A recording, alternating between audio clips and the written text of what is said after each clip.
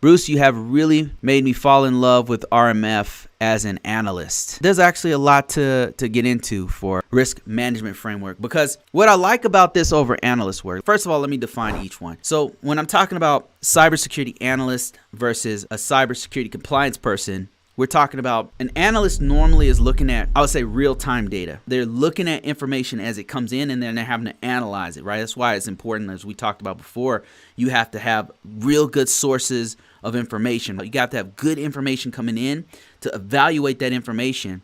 Use your skills and your experience and your sources as a cybersecurity analyst to figure out what is going on and how can we fix it. And analysts come in many different flavors, right? But it's usually an analyst is somebody who is evaluating real-time information. Whereas a compliance person, they're looking at policy and stuff, right? They're not really into the weeds on the real-time analyst. They might do that, but their main hat is determining the security posture of the organization, right? They're looking at the laws and saying, okay, are we meeting this particular security control? Are we meeting the nature of this security control? And if we're not, what can we do about this? Can we mitigate this in a specific amount of time? Can we remediate this in a specific amount of time? If we can't, we got to do a plan of action and milestone. We have to do some sort of a documentation that is a risk response from the organization. So the difference is a cybersecurity analyst is normally looking at real-time information, and they're having to evaluate that information and then make some sort of a determination based off of the data that they got in, right? And they have to have good information, because otherwise it's garbage in and garbage out.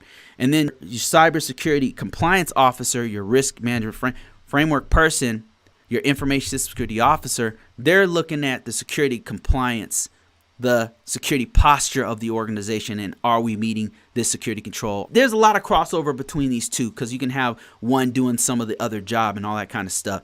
But he's saying he's really fallen in love with risk management framework. And I said there's a lot to love about it, because the thing about cybersecurity analysts is that you got to be on top of threats like all the time. You got to be on top of information all the time. You got to constantly ingest all this new information on threats, like it's constant. CVEs are your best friend.